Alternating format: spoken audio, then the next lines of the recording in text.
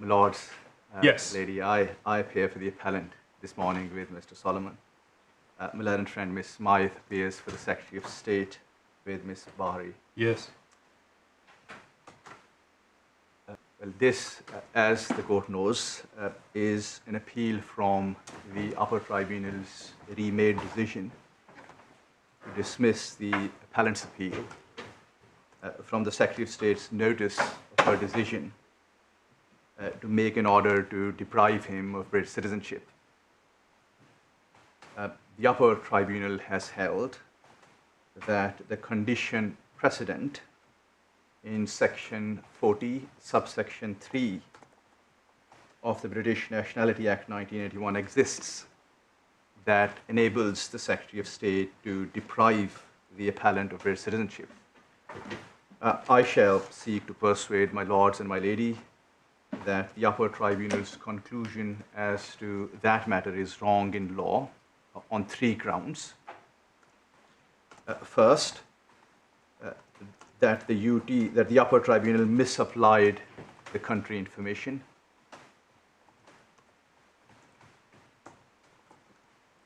Second, that the Upper Tribunal erred in proceeding on the basis that the appellant was obliged to disclose his relationship with Mrs. Sabuhi in his EEA application,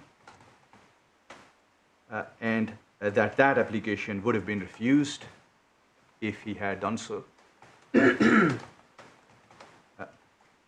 third, that the Upper Tribunal erred in arriving at its ultimate conclusion without considering whether the appellant was dishonest in his application for British citizenship. My learned friend for the Secretary of State opposes these grounds, but also says that the appeal to the Upper Tribunal on the analysis in Begum was limited to conventional public law grounds, and therefore it should not have conducted a fact-finding exercise in any event. So subject to any observations, what I propose to do this morning is to address the court on my three grounds of appeal in turn, and will then make brief submissions on the Begum issue and my consequential application to raise an additional ground that the Upper Tribunal's decision on the Secretary of State's case is unsustainable. So ground one first, the ground that concerns country information. Just on the issue of Begum, because the Upper Tribunal decided it both ways, or either way, depending on which you want to look at it, you'll think we're trying to avoid the issue if I go here. But does it actually arise on this appeal? I mean, it only arises because of the point raised by the respondent. So can you deal with that as well, whether it actually is relevant to this appeal or not, when you get to it? Yes. Yes. Is it, and I'm going to get her, Miss Sabuhi, is that how you pronounce her name? Yes. Is it right to describe her as your client's wife?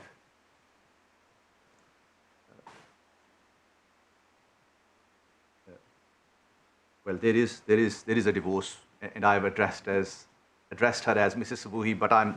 Well, I'm just asking as a matter. I mean, because in our judgments we might need to describe her status, and I just wanted to clarify because it's not entirely whether she is.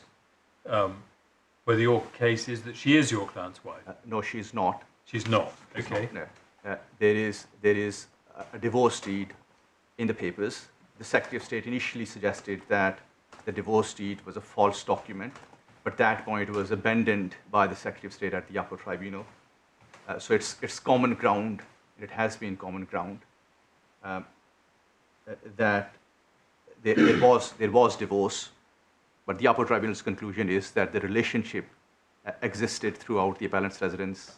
I'm not sure that is common ground. I think there's a difference between saying it's not asserted that the deed is a false or forged, whatever you want to say, document.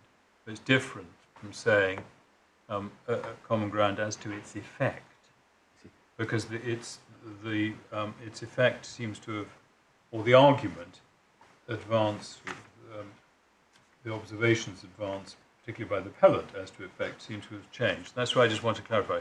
But your position today is that, your submission today is that she is not your client's wife. No. Interesting. Yes. So ground one, the ground that concerns country information. So the basic background facts are set out in the two skeleton arguments in the Upper Tribunal's decision. I do not propose to take the court's time on those facts, but I'm sure my lords and my lady knows that the appellant's case before the Upper Tribunal was that he had a one-night stand with Mrs. Sabuhi in 2011. Now, well, yeah. His case was, well, I'm not quite sure. It's broader than that, wasn't it? I mean, he was seeking to explain the birth of the youngest child. Yes. And put it into context. And that was for the purposes of addressing the nature of his relationship with his wife, former wife. So it's an area, but it's not okay. I'm just putting it in context. Yes, I mean that is how the appellant put his case to the Upper Tribunal, that there wasn't a subsisting relationship between him and Mrs. Sabuhi, and that there was a one-night stand, as he called it, in 2011, and that, he said, explained the birth of the child. Now, the Upper Tribunal rejected that account and found that he was in a relationship with Mrs. Sabuhi throughout his residence in the United Kingdom. May I just take you directly to the Upper Tribunal's reasons for rejecting that account?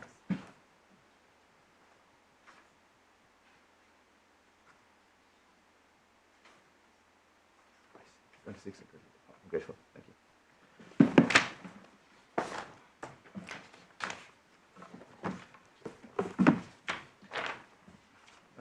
So the upper.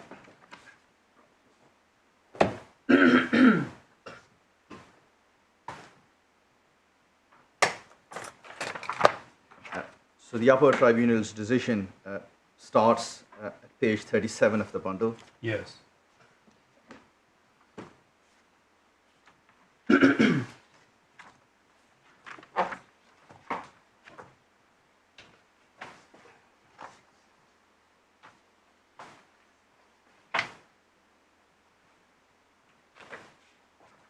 And we see that in paragraph 13, Ms. Buhi is described as the appellant's wife, applied for entry clearance as his relatives.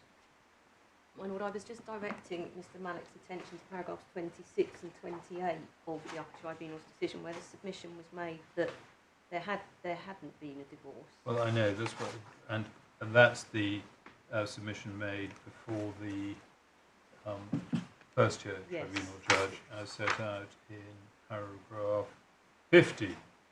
The appellant states he genuinely thought he was divorced, and then discovered later he was not formally divorced when visiting a scholar in August 2017. Yes, that's right. So no, it's yes. Right. I'm very grateful.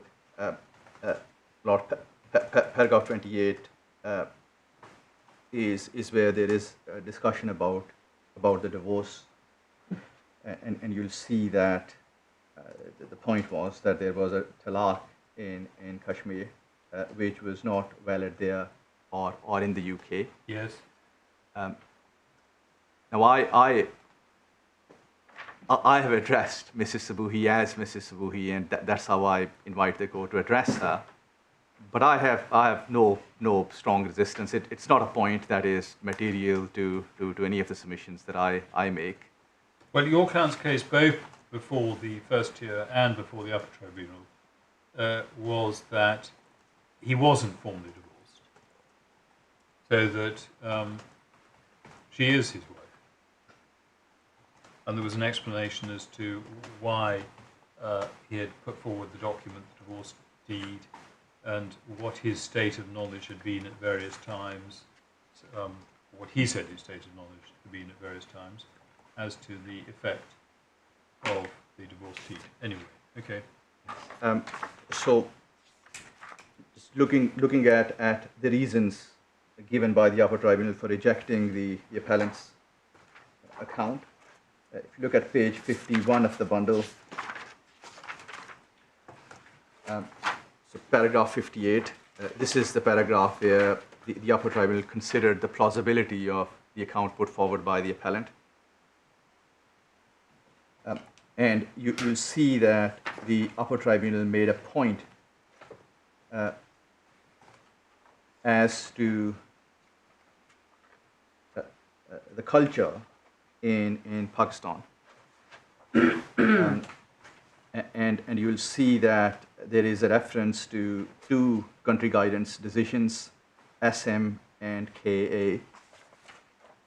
And the Upper Tribunal says that in SM, amongst other matters, the Upper Tribunal had noted the way in which women are treated in Pakistan,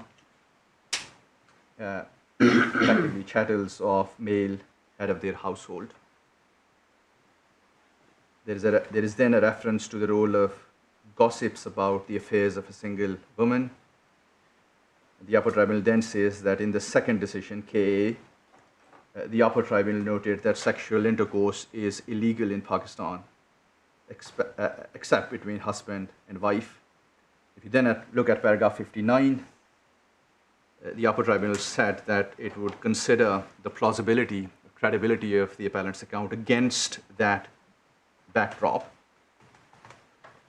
Just towards the middle of paragraph 59, the Upper Tribunal said that well, it wasn't credible that Mrs. Sabuhi would have initiated any sort of sexual intercourse with the appellant, thereby exposing herself to potential difficulties at the hands of her own family and authorities. That, in my respectful submission, is the key reason given by the Upper Tribunal for rejecting this account. It's quite clear in my respectful submission from the first sentence of paragraph 60, where the Upper Tribunal made it clear that it was rejecting the account based on the considerations set out above. Can I just ask, while looking at paragraph 59, you're right to identify that the Upper Tribunal judge referred to the potential difficulties, but that was after saying that she wouldn't have initiated sexual contact if she'd been scorned in the manner suggested. Yes. So they're both feed in, as it were. Entirely accept. But if I'm able to demonstrate that the cultural consideration point was legally flawed, that in my respectful submission means that the ultimate conclusion is unsafe. It's legally flawed. And I do say with respect that the Upper Tribunal misapplied the country guidance given in SM and KA. Now, can I respectfully take my lords and my lady to the two decisions in turn? So SM is in the authorities bundle behind tab 14.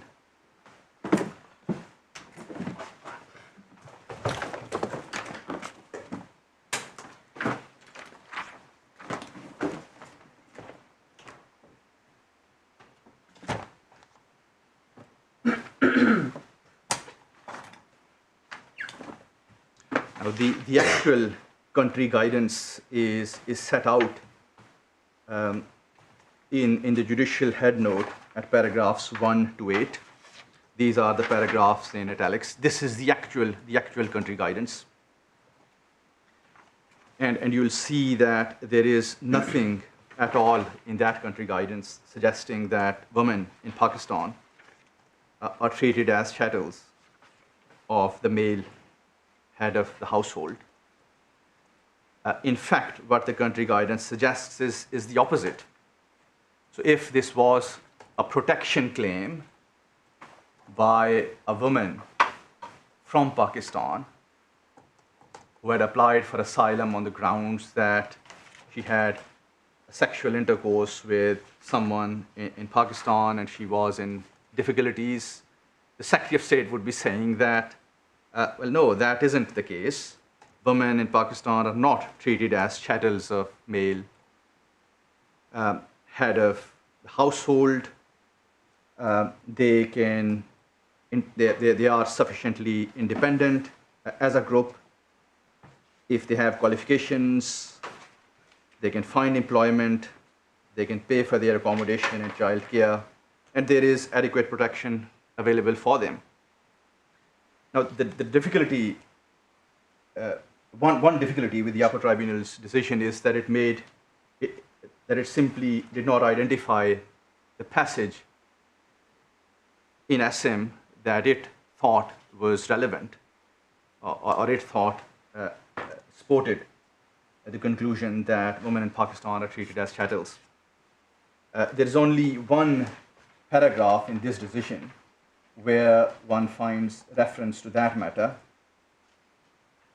and that is paragraph 53. So if you go to page 435 of the bundle,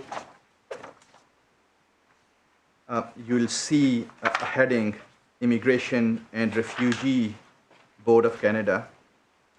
And under that heading, the Upper Tribunal identified the evidence from the board. Now, can I just pause before I take you to the substance of paragraph 53? If I may ask you to go to page 462 of the bundle. You'll see appendix to this decision, and you'll see that the Upper Tribunal had before it some 23 different reports. So the way in which the Upper Tribunal expresses the country guidance decisions is that it would set out the evidence set out in different reports, and it would then consider all the reports holistically and will then country guidance. So the point that I emphasize at the outset is that this particular piece of evidence was one of many documents that were before the Upper Tribunal. Now, just going back to paragraph 53. Now, if you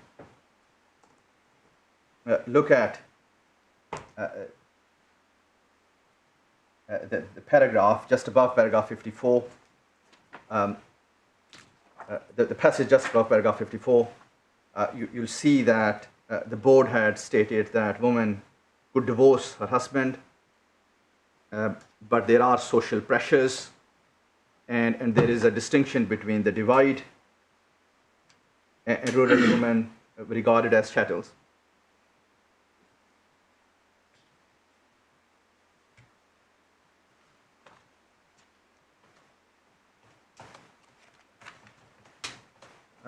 Now, this was not the Upper Tribunal's conclusions. This was not the Upper Tribunal's decision. The Upper Tribunal was merely reciting one piece of evidence. And in my respectful submission, it is quite clear, just looking at the actual country guidance given by the tribunal, that this wasn't accepted by the Upper Tribunal on that occasion. If the Upper Tribunal had accepted that women in Pakistan are treated as chattels, one would have expected the Upper Tribunal to have said so in the country guidance.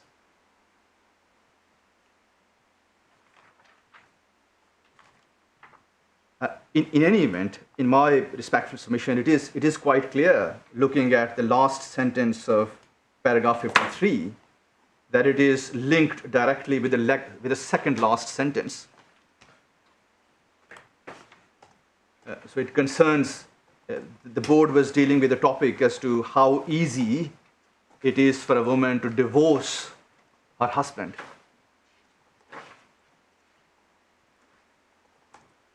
And when one looks at that last sentence in that context, in my respectful submission, it provided no support to the Upper Tribunal's ultimate conclusion.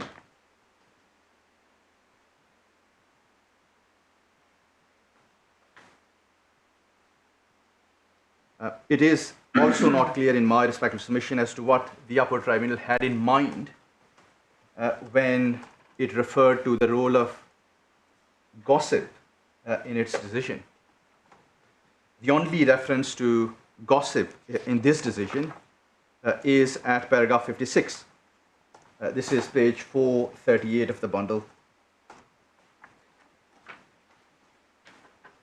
It's quite clear from the way in which that paragraph opens and the heading that it concerned the evidence on the issue of whether single women can live alone in Pakistan.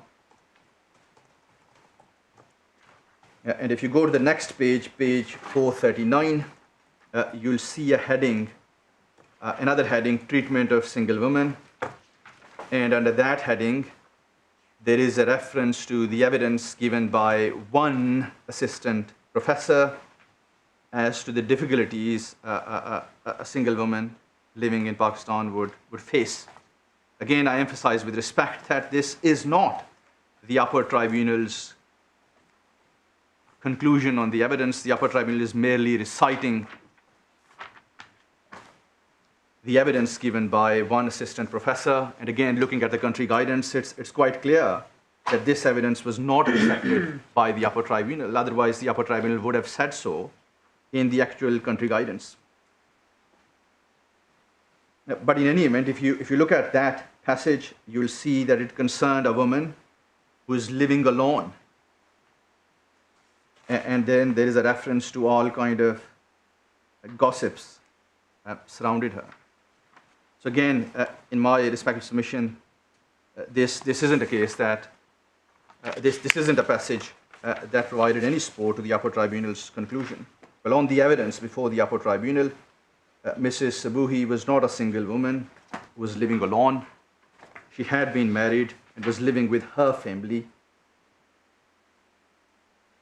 And there is nothing at all in this decision as to the role of gossip about the affairs of a person like Mrs. Sabuhi. Now, if you then look at the next heading, you'll see a heading, regional differences. Again, this is the evidence of one assistant professor. And you'll see that the evidence was about the geographical differences in Pakistan. And you'll see a reference to the position in 4 provinces. That is Punjab, Balochistan, KP,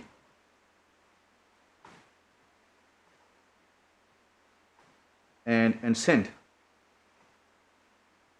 But as I pointed out in my skeleton argument, on the evidence before the Upper Tribunal, Mrs. Sabuhi never resided, did not reside in any of these 4 provinces. She was a resident of Kashmir. Kashmir, as the court would know, is an autonomous region. It has its own constitution. It has its own legislative assembly. It makes its own laws. So there's nothing at all in this decision that concerns a woman living who resides in Kashmir region.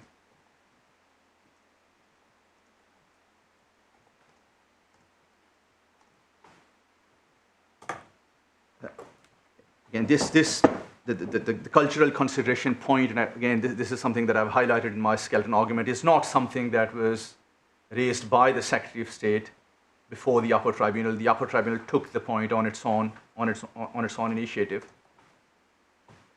And in my respectful submission, reliance on SM is not justified. It provided no support to the Upper Tribunal's conclusions, to which I've taken you to. If you then look at the second authority that the Upper Tribunal has referred to. Do you mind if I ask some questions just before we leave? Of course, this one? yes. Because otherwise it will all be after the event. Can you look at paragraph 51, the Yes. US State Department report? Yes. There they talk about killings because of extramarital affairs. Yes. And if you turn the page to discrimination, Yes.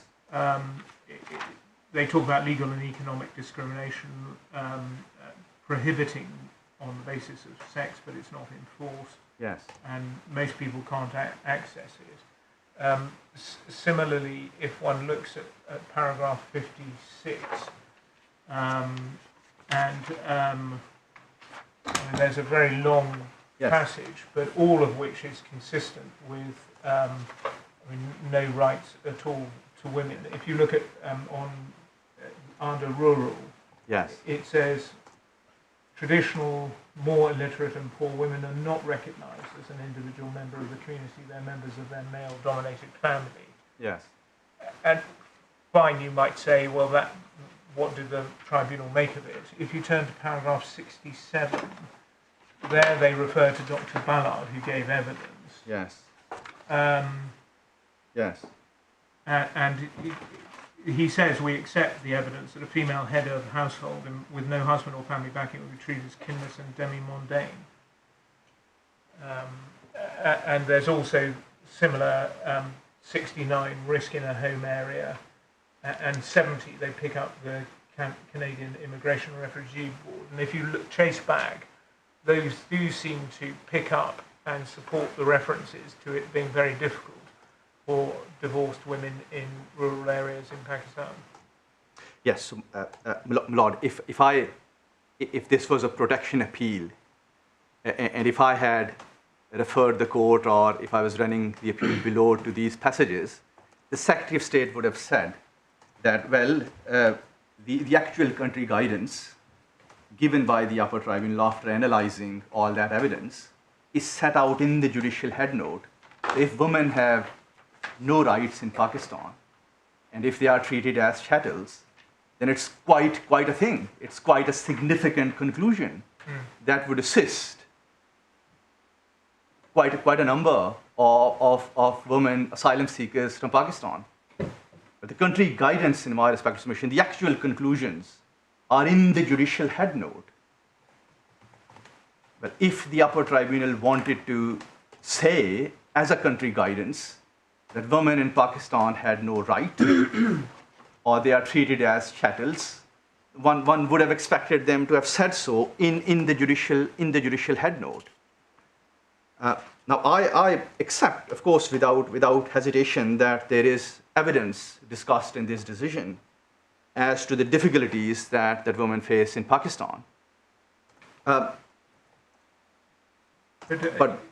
I will understand your point about head note, but if you go to finding 6 in the head note, which was the only other thing that I just wanted to put to you, single woman or female head of household with no male protector or social network may be able to use state violence shelters for a while, but places are limited.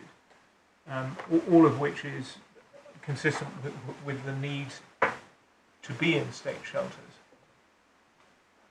yes, Lord, you have the first point that I've made. Yep. About the country guidance. Lord, the second point in response that I'll make with respect is that the Upper Tribunal's conclusion at paragraph 58, to which I've taken you to, is not that women in Pakistan face certain difficulties. The finding as to SM is that women in Pakistan are treated as chattels of the male head of their household, and that is the finding that I seek to attack. And what I seek to persuade my lords and my lady to find is that finding is not justified on SM. Thank you.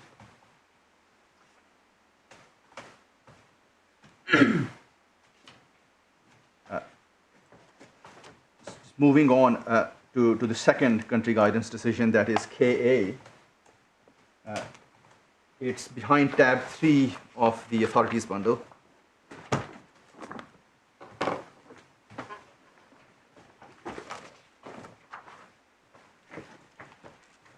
So the actual country guidance, again, is set out at the outset. This is page 59, judicial head note, Roman 1 to Roman 7. And if you look at paragraph 3 of the judicial head note, you'll see a reference to protections available to women accused of adultery, and you'll see a reference there to the 2006 Act that was one of a number of legislative measures undertaken to improve the situation in Pakistan. The country guidance is that that piece of legislation has had a significant effect on the operation of the Pakistan criminal law as it affects women accused of adultery.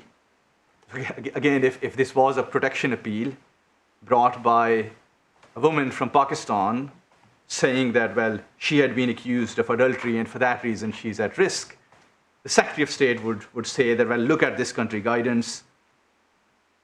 Even if there is an allegation of adultery, look at the terms of the 2006 Act, adequate protection. So that's not a matter that would put a woman from Pakistan at risk.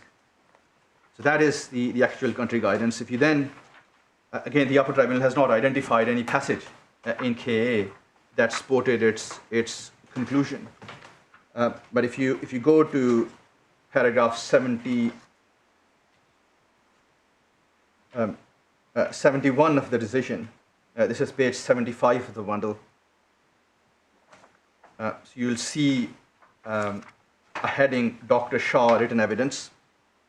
So under that heading, the Upper Tribunal is reciting the written evidence given by Dr. Shah.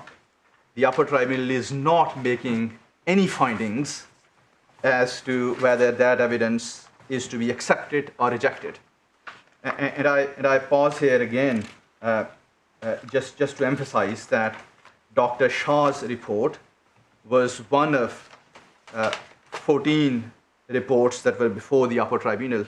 If you wish to see the full list of the evidence, the objective evidence that was before the Upper Tribunal, it is page 141. So this is not the conclusion of the Upper Tribunal. This is simply a recital of the evidence. And in my submission, and this is, you'll see a reference to sexual intercourse being illegal at paragraph 72. So this is where Dr. Shah referred to the Zina ordinance and the PPC, and he said that the result is that sexual intercourse is illegal in Pakistan except between a husband and a wife. Now, you can be absolutely sure that this is not the Upper Tribunal's conclusion because Dr. Shah gave oral evidence. And if you look at the next page, you'll see a heading, page 8, at paragraph 83, Dr. Shah's oral evidence. So the Upper Tribunal could not have made a finding about this issue before hearing the oral evidence. Now my learned friend quoted this passage in her skeleton argument as if it was the conclusion of the Upper Tribunal. It was not. If again, it is not unusual for someone from Pakistan who had intercourse in Pakistan to seek asylum on that basis. Now, if the Upper Tribunal wanted to say that sexual intercourse in Pakistan is illegal, then again, that is quite a significant finding. And one would have expected that finding to be in the actual country guidance. But in any event, you'll see that at least at paragraphs 71 and 72, there is no reference by Dr. Shah to the 2006 Act, the act that the Upper Tribunal referred expressly in the judicial head note giving the actual country guidance. And that act, as I demonstrated when I took the court to the country guidance, had a significant effect on the Zina ordinance. But I do also submit that. Sorry. Yes. The 2006 Act is a Protection of Women Act, is it? Yes. If you look at paragraph 79, Dr. Shah concluded that the PWA had blocked the way for registering false cases, which rather suggests he had engaged with it.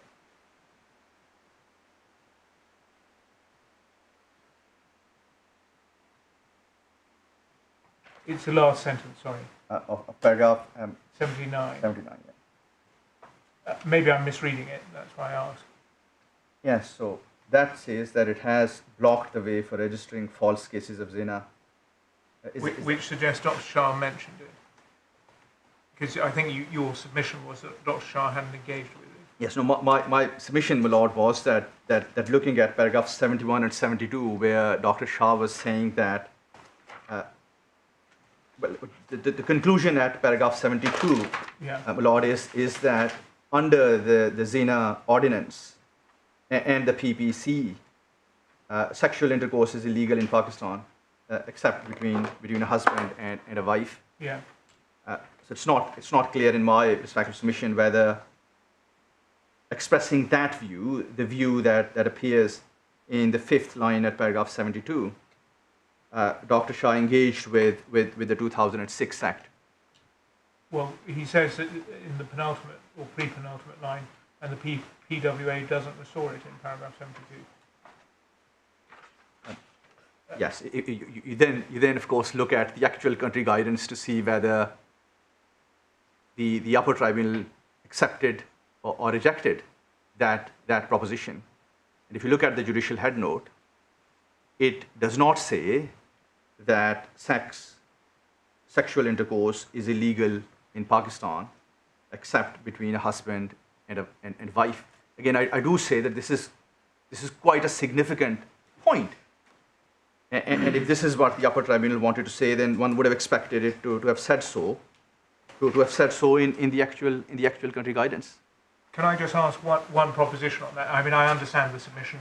They didn't say it was illegal, and therefore, but I mean, obviously in a country guidance, you're giving guidance about whether there are risks on return. What they're not doing is saying what are just low-level difficulties which don't get to that aspect of it. Yes, Lord. In a country guidance case, if something such as sexual intercourse being illegal, I mean, I do submit that I mean, if sexual intercourse is illegal in Pakistan, then one would have expected any asylum seeker who had sexual intercourse in Pakistan or wanted to have sexual intercourse on return to say that, well, it is illegal in Pakistan. I'm not required to conceal my desire to have a partner in Pakistan. Hajj Iran is the authority, and for that reason, there is a risk of prosecution. And if there is a risk of prosecution, then I qualify for protection. I mean, I'm sure lords have seen many country guidance cases dealing with those sort of points. There are country guidance on Iran and Afghanistan and so on. So again, I do say that this is quite a significant matter, and the Upper Tribunal did not say in the country guidance that well, sexual intercourse in Pakistan is illegal. So the Upper Tribunal, I mean, there are 2 points about this. Paragraph 177, this is a paragraph in which the Upper Tribunal are summarising the parties' submissions, and it appears from that Mr. Bourne, who was then acting as the Secretary of State, was not challenging the opinion of Dr. Shah insofar as it was talking about issues of Pakistani law. That's how I read paragraph 177, but maybe I'm wrong. paragraph 177. Yes, and there's also paragraph 188.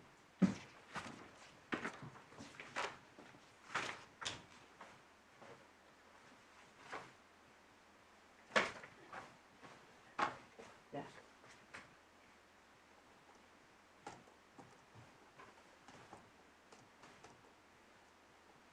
Yes, so there's no dispute about the evidence. The Upper Tribunal said that the evidence was weighty, but having considered that evidence, it decided to give the country guidance that it gave.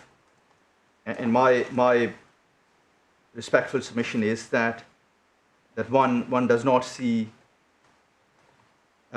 in the actual country guidance the proposition that the Upper Tribunal in this case referred to in its decision.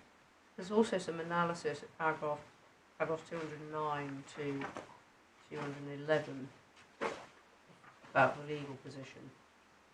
I don't know whether that takes things further. No.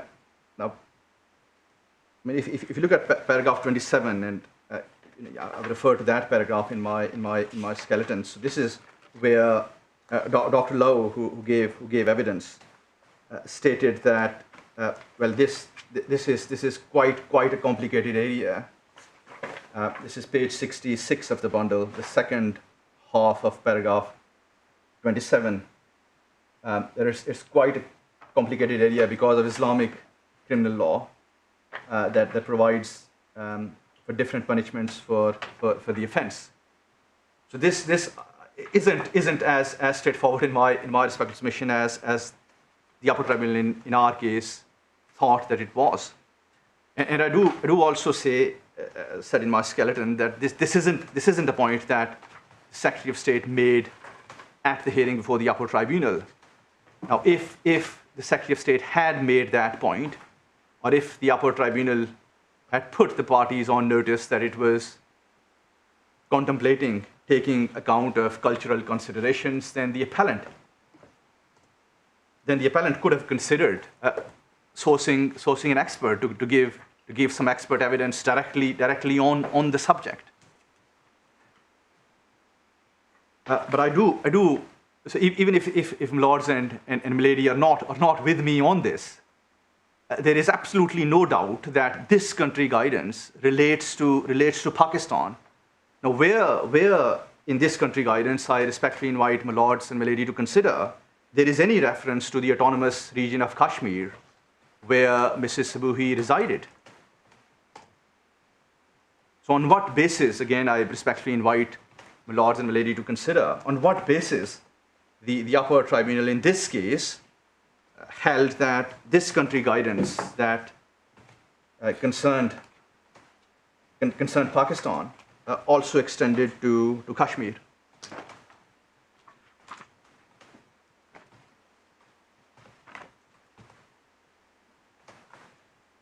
Now, these points, as the Upper Tribunal said itself at paragraphs 59 and 60, provided the context and the backdrop of its credibility assessment.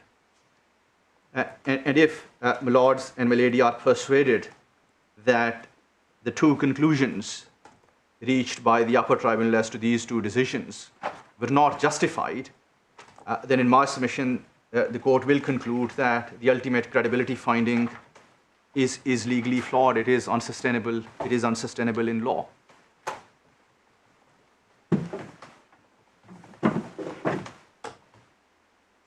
Right. So these are my submissions on ground one. Thank you. Moving on to the second ground. Yes.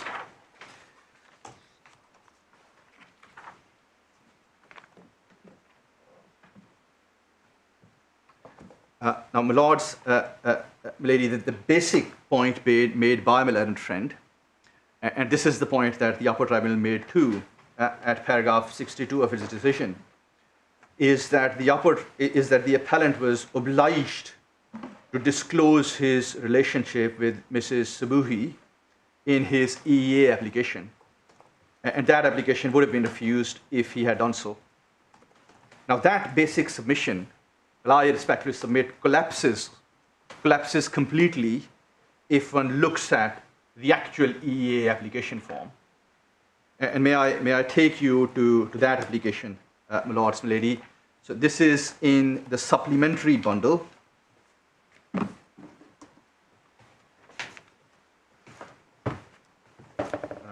Page 24 of the supplementary bundle, tab 3. Now this is the application that the appellant made on 28th of May 2009. Sorry, 28th of May. 2009. Thank you. It's quite a significant application because the Secretary of State says that the appellant was dishonest when he made that application. He concealed his relationship with Mrs. Subuhi, and I will assume for the purpose of the argument that I'm wrong on the first ground, and the two were in a relationship throughout the appellant's residence. Now, if my learned friend is right, that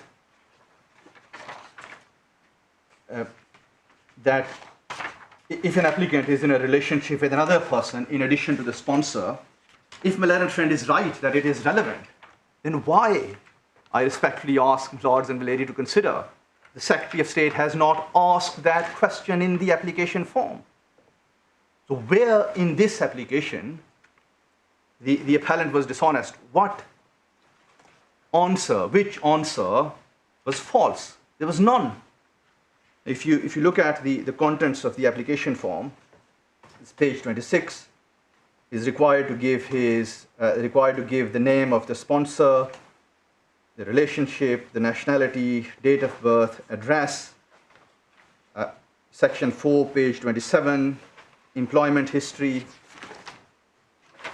And then page 30, there is a heading personal history. It's quite a detailed form asking all sort of questions, whether the appellant had any connections with any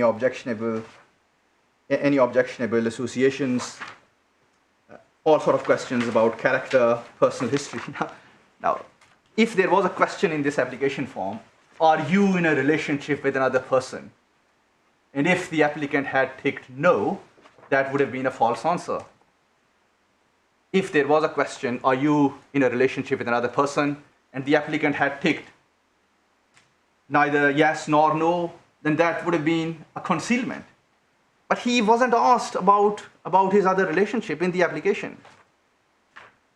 So this submission, the basic point that my learned friend makes, collapses on this application form. If it is relevant, then why the Secretary of State did not ask? What else this appellant was expected to do? To write a cover letter saying that, you haven't asked me this question, but I want to bring to your attention something that I think is relevant, which you haven't asked. So the means to assess whether a question is relevant, whether a matter is relevant, is to look at the application form and to see if there is a question about it.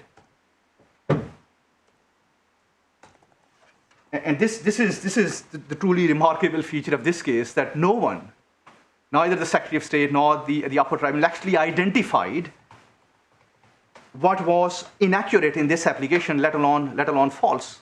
Didn't your client submit the divorce deed with that application? He did. So why did he do that? He was not, in my respectful submission, required to submit No, but he did. the divorce deed. He did. And why did he do that? He did, my lord. I don't know precisely why he did that, but one, it's not unreasonable to assume that he wanted to tell the Secretary of State that there was a relationship and there was a divorce. Yes, and why did the Upper Tribunal, what did the Upper Tribunal judge find the purpose of submitting the divorce deed was? Is that addressed in paragraph 63 of the decision?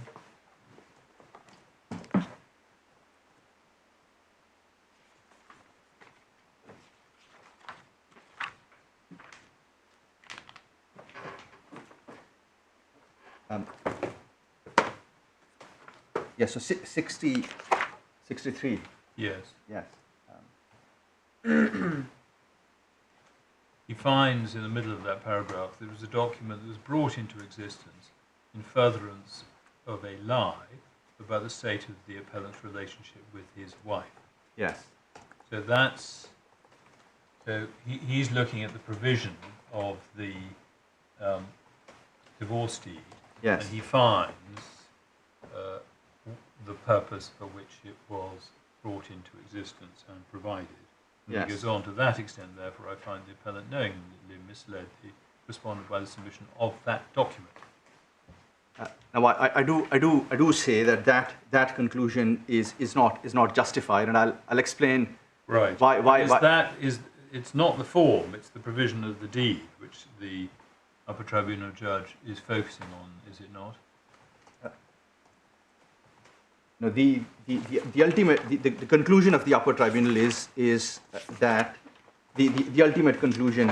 I'll Okay. just But anyway, that's find the paragraph is that there was a concealment of material fact, and the proposition that I respectfully invite Malord to accept is that if being in a different relationship is relevant, then one would have expected the Secretary of State to have asked that question. If the appellant had not submitted, no, the appellant would have been granted this residence card whether or not he had submitted the divorce deed, because the Secretary of State asks no question about any previous or existing relationship.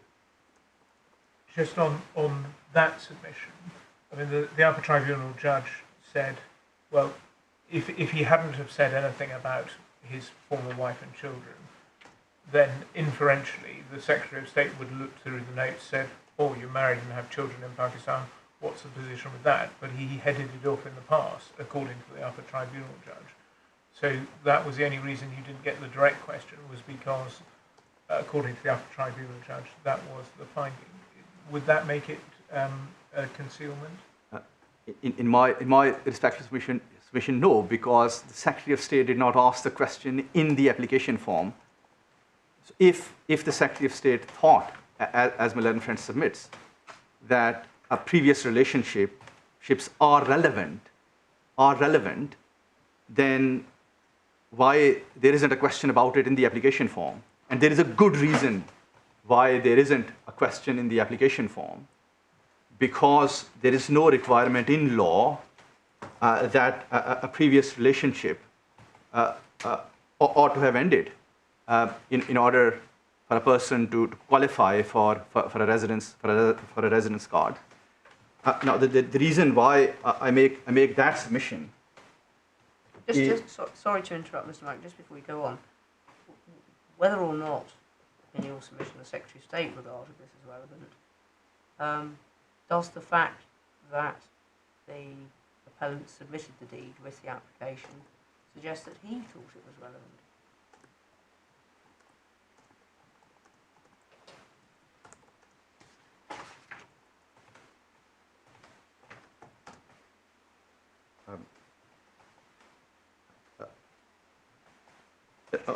Milady, that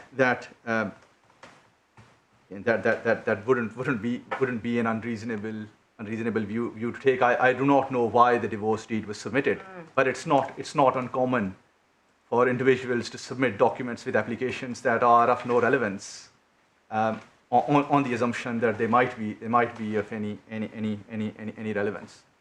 But the question isn't whether the appellant thought that it was relevant. The question is whether it was relevant as a matter of law. Well, it might be thought that the appellant was seeking to create an impression by submitting that document. Would you agree with that? Seeking to create an impression by submitting that document.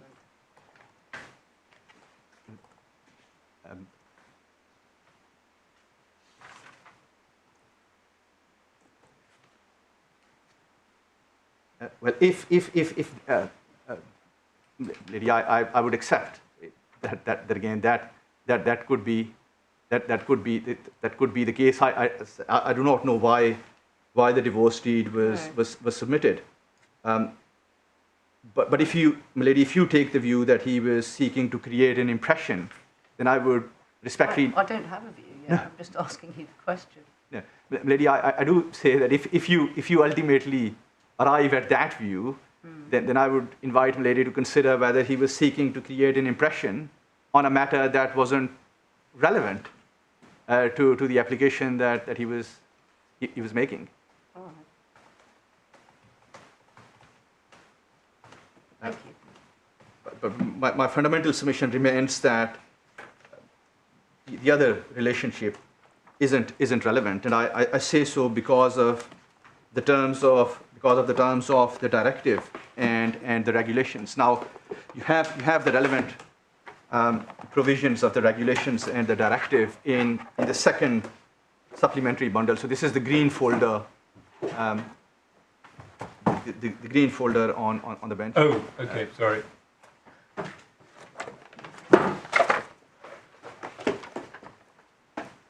Yes. So the regulations are behind tab 3,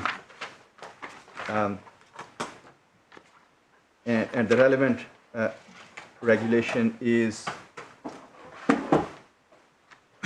regulation 8 that you have at page 25. You'll see a heading extended family member. And this is 8.5. A person satisfies the condition, ...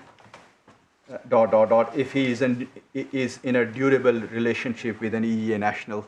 There's no requirement in law that you got to be in a durable relationship exclusively with the EEA national. So does regulation 8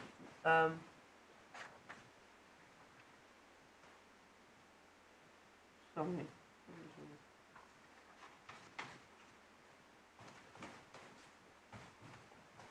Page 25, milady. Yeah. No, Regulation. I'm just wondering. Page 25. Actually, I don't have page 25. I've got 23 and then 26. Pages are stuck together. Mine were. Sorry? The pages stuck together. Mine were. Stuck together. Ah.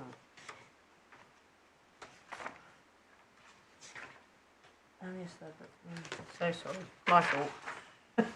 Mr. Malik, now that we've found that, I see that it says in a durable relationship. Can I just ask this?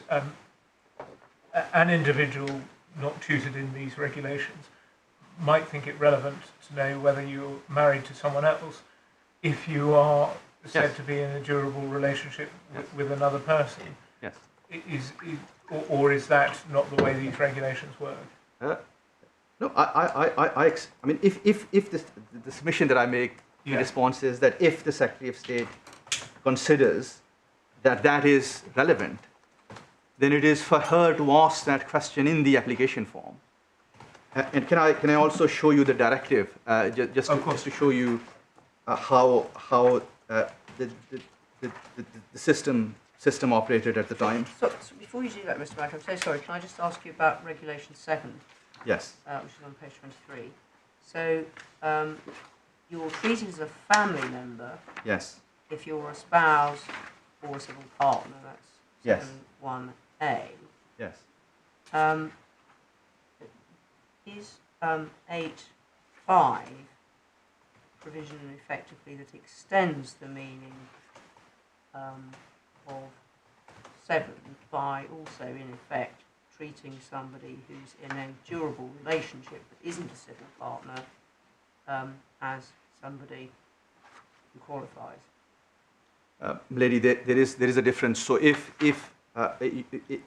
you are a family member under Regulation 7, then your right of residence is automatic. It does not depend on the Secretary of State issuing a residence card. But if you are an extended family member under Regulation 8, you have to apply to the Secretary of State for a residence card. The grant of residence card is because you discretionary. have to prove. Yes. You have to prove to the Secretary of State that you're in a durable relationship with an EA national. Yes. So it's. I guess the point I'm putting to you is that is this a provision that deals with somebody who has not married the EEA national and has not entered into a civil partnership with the EEA national, but can nevertheless prove to the decision maker that he or she is in a similar Yes. sort of relationship. Yes, yes. Yes. That is the case, yes. Oh, all Yes. right. That's helpful. And if you look Thank at the definition of durable partner on page 18, the durable partner does not include durable partner of a person where a spouse, civil partner, or durable partner of D or P, either durable partner of the person, is already present in the UK, where the marriage, etc., is subsisting. So the existence of another relationship in terms of either D or P having a spouse, civil partner, or durable partner is relevant. But that question doesn't appear in the form. No. It doesn't say, do you have a spouse, civil partner, or durable partner present in the UK, or either of you? So it's not a question that's asked, but it's a relevant issue. So the form is a sort of introductory form, and then no doubt inquiries will be made, including as to whether or not either D or P have a spouse, etc., present in the UK. So you said other relationships are irrelevant. Well, certainly other relationships are not irrelevant because of the meaning of durable partner.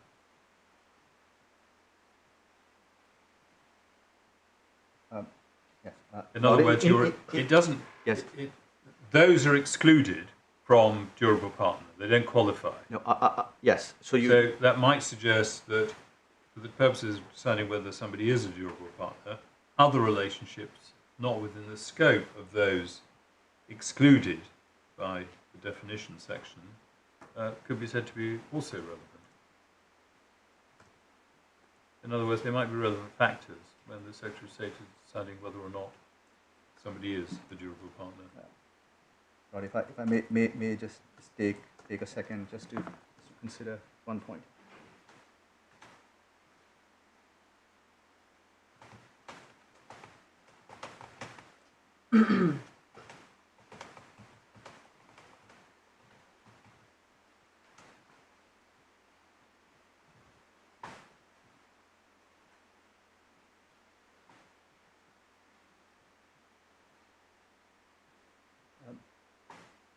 Lord, on any view that definition relates to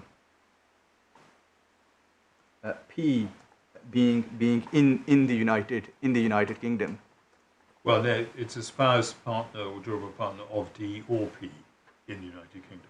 Yes, in the United Kingdom. Yes.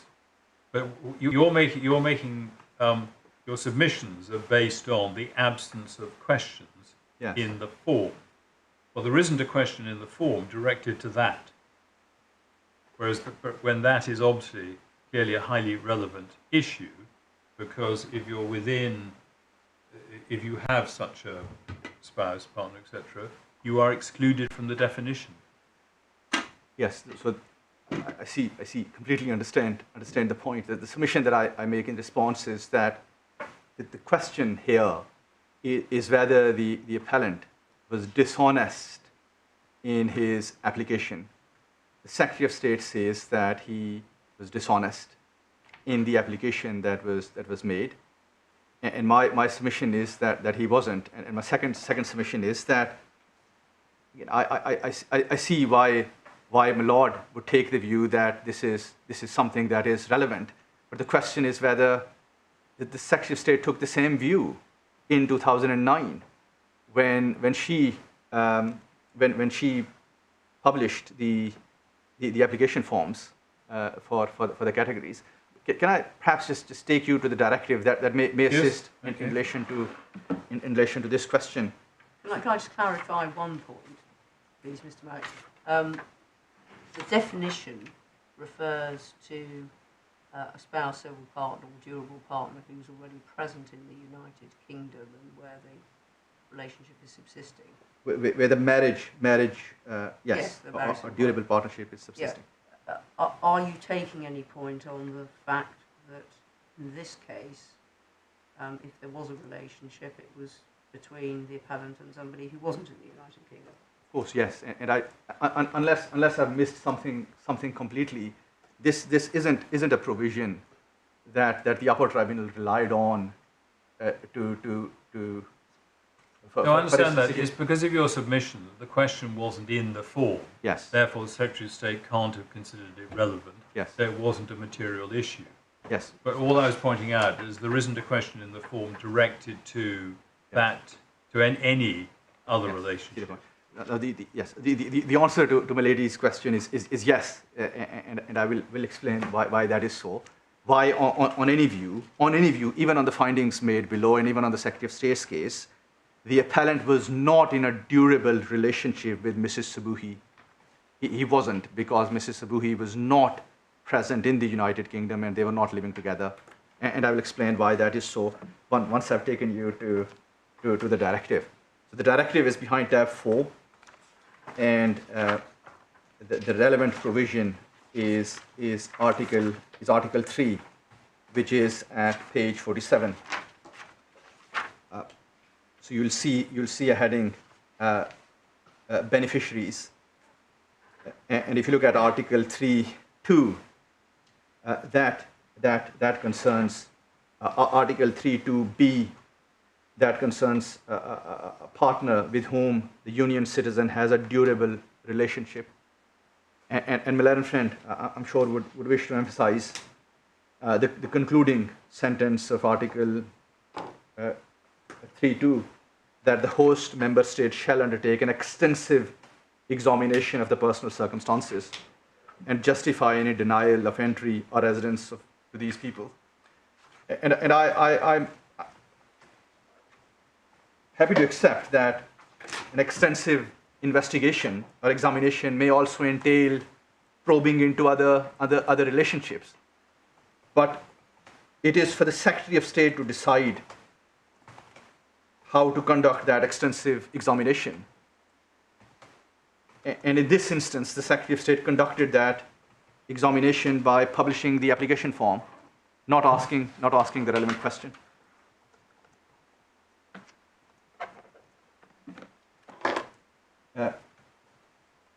So the initial grant of residence card, in my respective submission, was entirely proper, and there's no deception. There's no dishonest non-disclosure. Even if the appellant had submitted a cover letter saying that he was in a relationship with Mrs. Sabuhi, the application in my submission would not have been refused on that basis. Now, I must also take you to the second application made by the appellant, because there is a relevant question in that application, and deal with it. So the appellant was given the initial residence card for 5 years. He then applied for permanent residence, and the application for permanent residence starts at page 35 of the bundle. This is a supplementary bundle. This is the supplementary bundle. Yes. Thank you.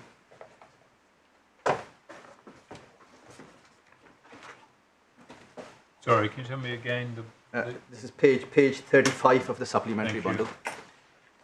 Now, can I say this at the outset before I take you to the relevant parts? Now, this application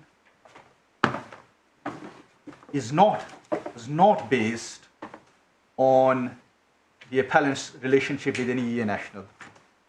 So the way in which the regulations work is that if you are in a durable relationship with someone, you're given 5 years residence card, and once you complete your 5 years in the UK, you apply for permanent residence not on the basis of your relationship, but pursuant to the 5 years residence.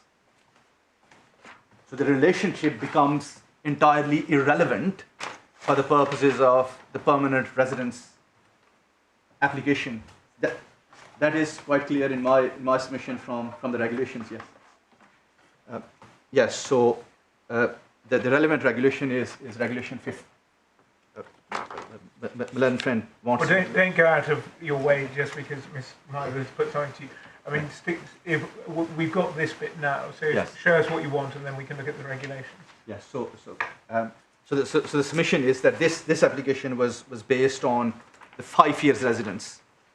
5 years residence not on the basis of the relationship. And where do we see that? Which page is that? Lord, you don't see that in the application form itself, but the submission is that, Right. that's how the regulations and the directive are framed.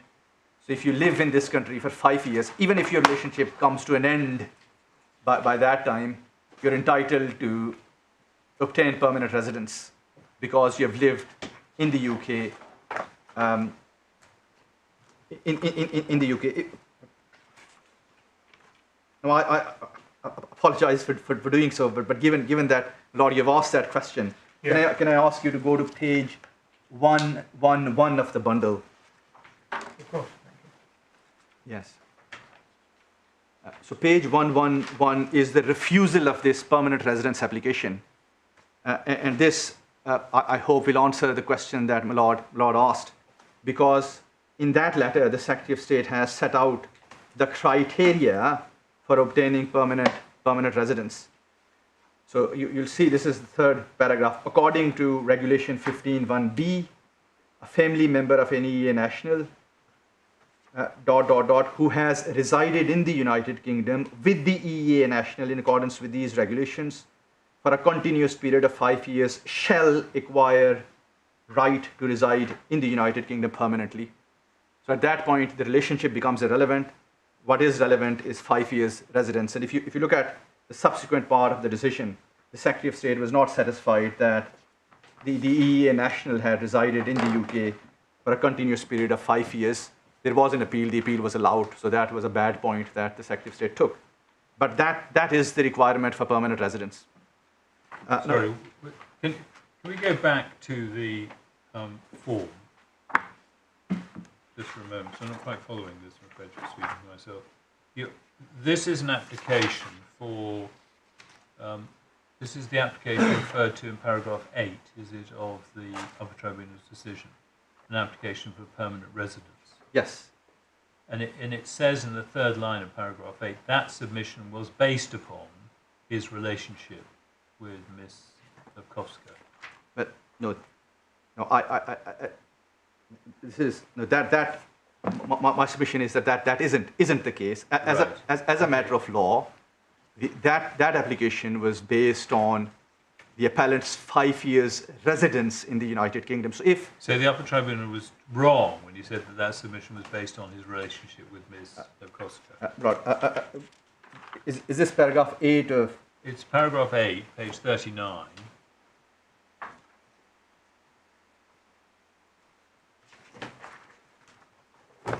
Well, I think what the Upper Tribunal meant in that paragraph was that it was based on the relationship that lasted for 5 years.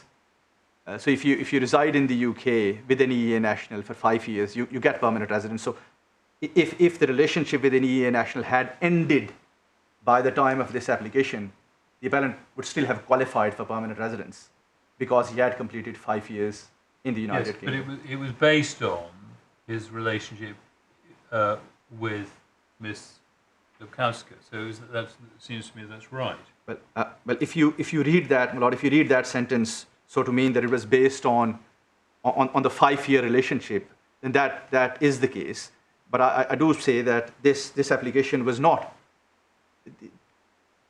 based on the existence of the relationship as at the date of the application. I see that, but I mean, you took us to 111. 111 says he was residing in the UK with an EU national for a continuous period of 5 years. So it is based on the relationship. Yes, about which there's no doubt. Right. Yeah. And on page 42 it refers to a sponsor. So page 42 of the bundle. Of the supplementary bundle. Yes. Yes. What is that?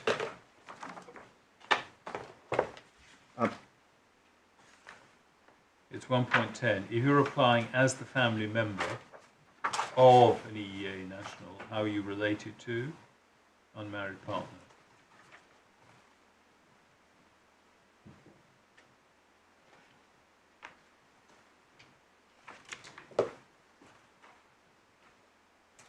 Yes. So what the Secretary of State was asking at that section was whether the appellant was in a relationship with the sponsor. But my submission is that the relationship, the subsistence of the relationship was not relevant as a matter of law as at the date of the application. So the Secretary of State could not have refused that application on the basis that they were no longer in a relationship, if she was satisfied that the appellant has lived in the UK for 5 years. But of course the part of the satisfied that he had at some point been in a durable relationship with the sponsor. Lady, he was at some point ineligible for. No, sorry. In order to grant this application, I mean, I'm just asking the question, would the Secretary of State have had to be satisfied that the appellant had at some point been in a durable relationship with an EEA national? Yes, Right. and lived in the UK for 5 years with the EEA national as a durable partner. He then qualified for permanent residence. Right.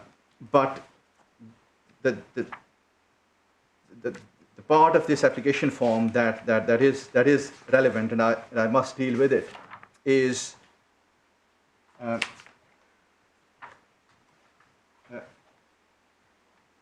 page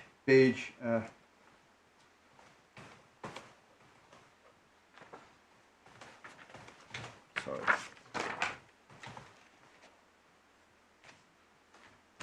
Page 87 of the bundle,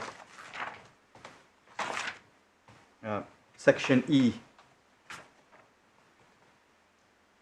So you'll see a heading E, other relationships. Sorry, 87. 87, yes. This is all still the same form. Yes, section E of the form. So that really is the question that is on one view directly relevant. So section E, question 11.22.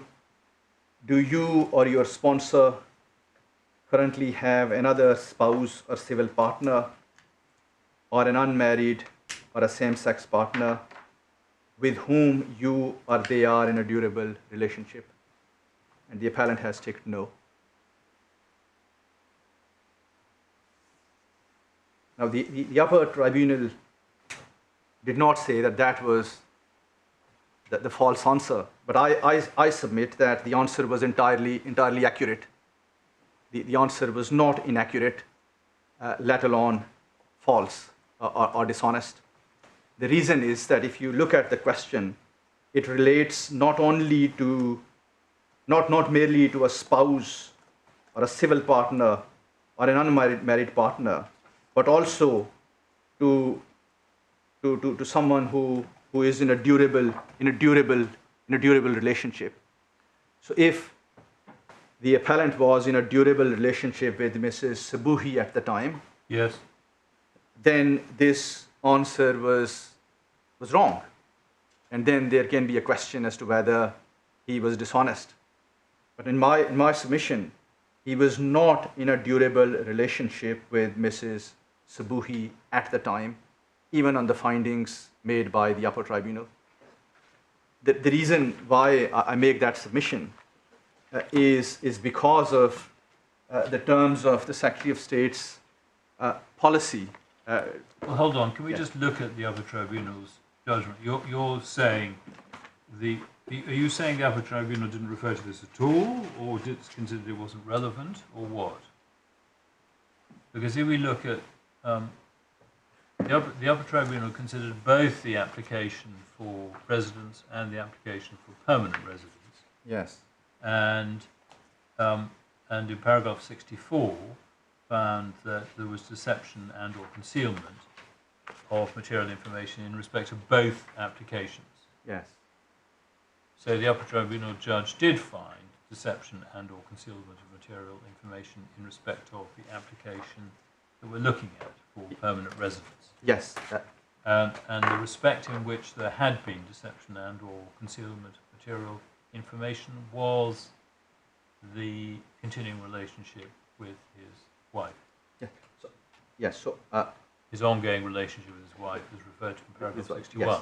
But what the Upper Tribunal hasn't said, and I entirely accept that Lords and Lady would want to know about that. The Upper Tribunal did not say that, well, the answer to question 11.2 of this application was dishonest.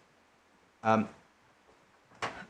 the implication is that this is what the Upper Tribunal felt. The Upper Tribunal must have taken the view that that was the inaccurate answer, and that was, and that is the reason why there was deception, because the appellant should have ticked yes to question 11.22 because he was in a durable relationship with Mrs. Sabuhi. Yes. That is the implication, I think. And I think inferentially, from what you say, at 11.2 portion to put divorce. Yes. Yes. On the findings of the point, yeah. Upper Tribunal judgment. Yes. Although this is not how the Upper Tribunal expressed its decision, but it seems that must be the case. So the question that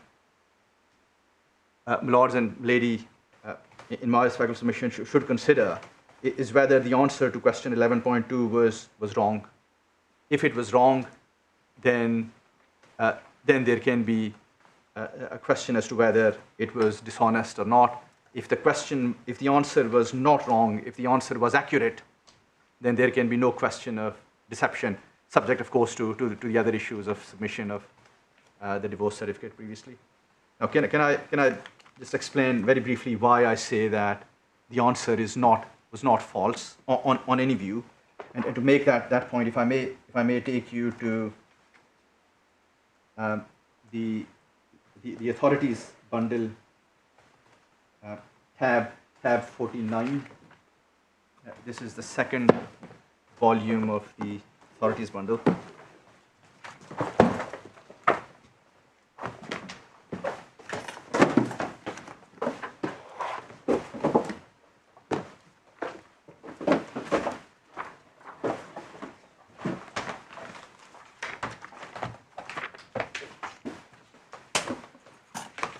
What is this?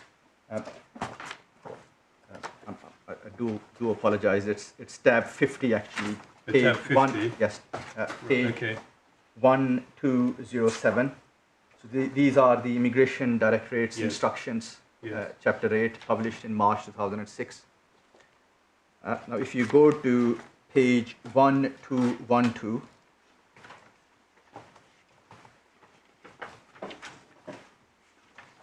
That's in a different tab, but it's the same document, is it? 1212 is in page, is chapter 5. Yes, residence card application. my apologies. That is indeed the case. Yes. So the document that I wanted to take you to is chapter 5. And what is chapter 5 of what? Chapter 5 of the immigration. No, it's the document referenced at paragraph 39(4) of our skeleton, which is EEA caseworker guidance, chapter 5, residence card applications. So this is, sorry, can you say EEA?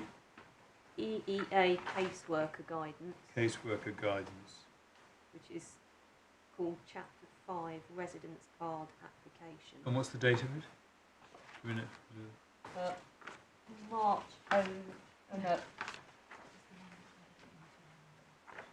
It's the one that was relevant at the time of the 2009 decision. Whatever date it was. But I don't know the precise date, I'm afraid. Okay. I'm instructed that the content didn't materially change over the years. But it's the EEA caseworker guidance. Yes. Thank you.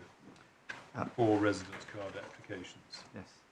And it's page 1211 you want? Yes, 1212, my lord. 1212, thank you. Yes, so this is section 11.13 of this document.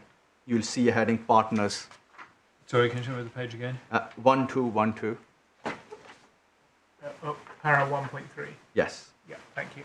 Partners. So this tells us who is what amounts to a durable relationship. What the Secretary of State thought, what the Secretary of State considered to be a durable relationship, and you'll see that it says, when deciding whether a partnership is durable for the purpose of an application under Regulation 8.5, the following criteria should be applied. And the very first bullet point.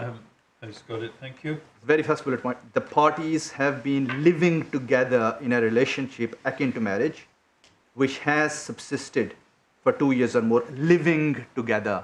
Yes. So on the findings made below, and it's uncontroversial that the appellant and Mrs. Sabuhi were not living together. They were not living together. So on the Secretary of State's own guidance, on Mrs. Sabuhi was not the appellant's durable partner. Well, hold on. Go down a bit. Any previous marriage or similar relationship by either party has permanently broken down. Yes, but that relates to, of course, that relates to the appellant's relationship with an EEA national. My Lord, I'm on the issue of whether the answer to question 11.2 of the application form was dishonest. That question was, do you or your sponsor currently have another spouse or civil partner or an unmarried partner or a same-sex partner with whom you or they are in a durable relationship? So the question is that if, and that is perhaps relevant to the definition, my Lord, that you highlighted at the outset. So the question is, well, you are saying that you are in a durable relationship with an EEA national. Tell us if you are in a durable relationship with another person. That is the question. The appellant ticked no. And I say that was the accurate answer, because he was not living in a relationship with Mrs. Sabuhi. But it may be 11.24 when he said he was divorced, when according to the Upper Tribunal judge's finding, which I know you challenge and say was based on an error of law in relation to country guidance, he said they were still married and they had produced this document for the purposes of the deception. Yes. No, I appreciate that. Are you suggesting, Mr. Malik, that we should construe the answer on the form by reference to this internal guidance to caseworkers? That seems to be the point you're making. Yes.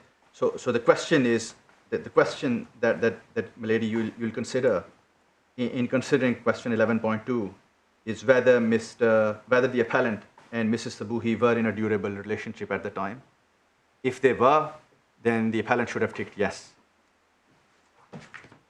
And so Milady will have to consider as to what is a durable relationship, and the Secretary of State's guidance is that a durable relationship is where two people have been living together. No, I see the point you're making. So the purpose of the question in my submission was that if the appellant was living with another person at the time when he was saying that he's in a durable relationship with the EEA national, then say yes.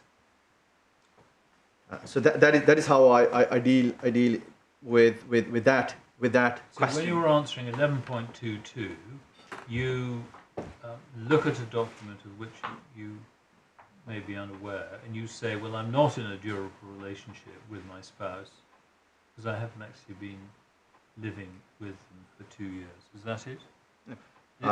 Is that featured anywhere in the your client's case before, that the reason your client answered 11.22 in the way that he did was because he didn't think that he was married and or in a dual relationship with his former spouse? Does that feature anywhere? This argument you're deploying, is there evidence to support it? No, my lord. Right, so this is speculative, isn't it? My lord. Well, I suppose the point you're making, Mr. Malik, may be that this is, never mind what the appellant thought, this is how the Secretary of State should have treated the answer. Yes, so it's the question, the answer is not inaccurate. If the answer was inaccurate, then there could be a question as to whether it's speculative what the appellant thought of it. If as I invite my lords and lady to find, if the answer is accurate, then no question of dishonesty arises, and that is how I put my case. To pick up my lady's point, it's not inaccurate in the manner in which it should have been interpreted by the Secretary of State. Yes.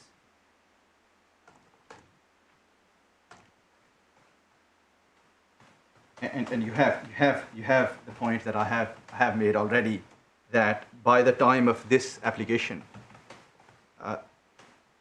the relationship between the appellant and the sponsor, the subsistence of that relationship at the date of this application was of no legal consequence. So whether or not the appellant was in a relationship with an EEA national was not relevant. And I just conclude my submissions by saying that there has never been an issue as to the genuineness of the relationship between the appellant and the EEA national. And I've made that point in my skeleton, that if the Secretary of State at any point had suggested that the relationship between the appellant and the EEA national was not genuine, that surely would mean that there was a lie, because the appellant was only in a relationship with Mrs. Subuhi, not with the appellant, not with the EEA national. But there is no dispute that the relationship with an EEA national was genuine. There is no dispute that the relationship with an EEA national subsisted over the period of 5 years. And for that reason alone, as a matter of law in my submission, the appellant was entitled to permanent residence. Would that be right? I mean, it's well known that people compete sometimes in two relationships at different times. So he was in a relationship with the sponsor, but according to the findings of the Upper Tribunal judge, was also still in a relationship with the person with whom he was married. Fine, you could still be here for 5 years, but would you still qualify if you were married to another person from another jurisdiction? In my submission, yes, unless the Secretary of State says that the relationship with an EEA national was a sham. It was a relationship of convenience, but this is not being suggested. Never been suggested at any point. Thank you. So these are my submissions on the second ground. Just moving to the third ground, and that ground is directed to the finding made by the Upper Tribunal at paragraph 62 of its decision. So that paragraph is at page 52 of the appeal bundle.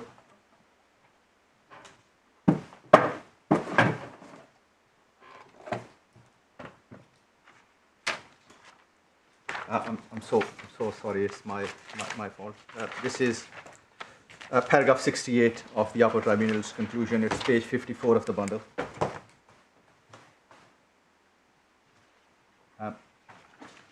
So this is the ultimate conclusion reached by the Upper Tribunal. The Upper Tribunal says that, well, I've come to the conclusion that the respondent would have, in all likelihood, refused the application if she had known about the appellant's dishonest conduct. You have my submissions as to that. So I will assume, for the purposes of this argument, that that finding is justified. The appellant was dishonest in the earlier applications. And the final sentence is that it is clear that the appellant's citizenship was obtained by concealment of a material fact. Yes. And the submission is twofold. The first is that the question isn't whether there is a concealment of material fact. The question is whether that concealment is dishonest. So the question. I mean, your submission is the legal question. The factual legal question is it dishonest? Was the appellant dishonest in his application for citizenship? Thank you. So if he was dishonest previously, that I accept is a question that can be relevant, but it does not necessarily mean that the appellant was also dishonest in the citizenship application. And there is no finding by the Upper Tribunal that the concealment was dishonest. And I've referred you to Pirzada. There's no dispute between the parties that there must be fraud, there must be dishonesty. Nothing short of dishonesty is sufficient to. Well, there must be concealment of a material fact. dishonest concealment of Well, material fact. where do you get the word dishonest from? There is an authority, my lord. Okay, so look This at is yes. So it's Pirzada Yes. that you looked at yesterday. Yes. Um, Can you remind me of the tab? yes. So it's tab 16 of the bundle. Thank you. I hope you weren't following all online yesterday.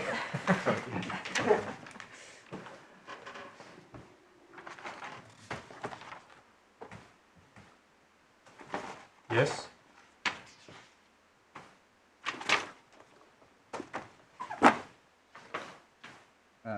This is paragraph 3 of the judicial head note, paragraphs 3 and 4. Yes. So false representation or concealment of a material fact. So where's the reasoning that supports that head note?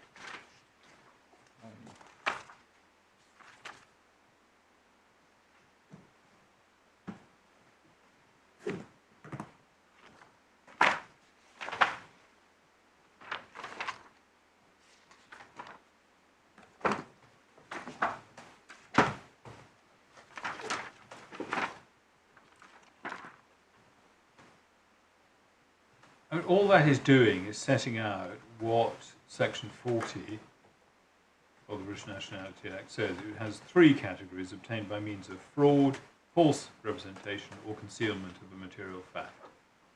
Yes. And dishonest doesn't. I mean, I suppose it'd be difficult to have honest fraud. Yes. It might. Yes. And it might also be difficult. But all you have to do is concealment of a material fact. It may or may not be dishonest. honest or dishonest, but that's not the point. I mean, again, it might be difficult to think of an honest concealment of a material fact, but that it might not be dishonest. Well, my lord, you'll hear from learned friend. I doubt she would say that.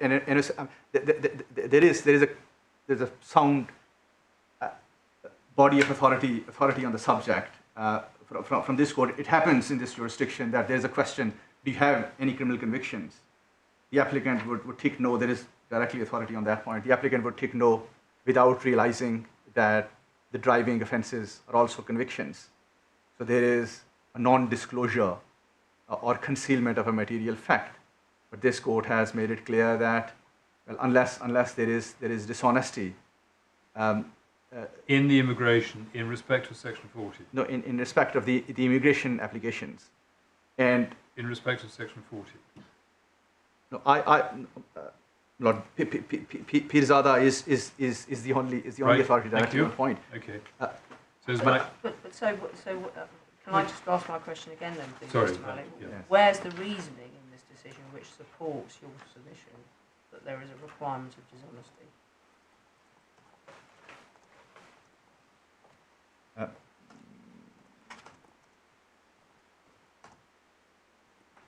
Well, the conclusion is at paragraph 9 of the decision, and the tribunal says, well, we draw the following conclusion from the statutory provisions. So the answer to my lady's question is that the discussion that you see at paragraph 6 to 8 is led the tribunal to come to the conclusions that you have at paragraph 9. Paragraph 16, the Upper Tribunal judge agrees with the approach taken by the First Tier Tribunal, was in order for this is the third sentence, in order for the power under Section 43 to be exercisable, there must be an identifiable deception Yes. of the sort listed in that subsection, Yes. which can be shown or probably assumed to be operational in the grant of naturalisation. Very grateful. Yes. So it's an identifiable deception of the type, sort set out. Yes. There's no introduction in paragraph 16 of the additional requirement of what might be called in a criminal context, it still is, used to be mens rea. Well, no. I mean, if there is a deception, then deception necessarily means false. Well, suppose, There's, take your driving license example. Suppose you had said, I have no previous convictions, Yes. and they try and remove citizenship on that basis. then your grounds would not be I'd answered it accurately, because it would be common ground you hadn't. Yes, But the discretion should never be exercised against me, and it would be perverse to in the light of the authorities. It's just not an issue of dishonesty, because the precondition is met. It's just that the discretion, the Secretary of State couldn't reasonably exercise the discretion in that way. My Lord, with respect, the ground in that sort of case would be that the condition precedent is not met. This is because the condition precedent requires there be deception. Well, deception. Mr. Murray, Yes. paragraph 16 summarises why the Upper Tribunal considered that the First Tier Tribunal had been correct to hold that the decision had not been in accordance, the Secretary of State's decision had not been in accordance with law. And the reason for that is explained in paragraph 16. So it doesn't turn on whether or not there was dishonesty. So I'm not really sure how the reasoning in paragraph 16 helps your submission. In order for the bar under section 43 to be exercisable, this is the question of precedent fact, there must be an identifiable deception. Identifiable So deception. you can have a deception which is wholly innocent. Yeah. I mean, I might tell you that they're serving something for lunch today. It's in fact a deception, but they're innocent and dishonest Yes, deceptions. yes. But there is some case law on the subject, and Well, then you better. yes. take us But, to it. I mean, word false has two different meanings. This court has grappled with it. Yeah. I mean, it may mean inaccurate, it may mean dishonest. Yeah. And the courts have made it clear that in immigration context, false means dishonest.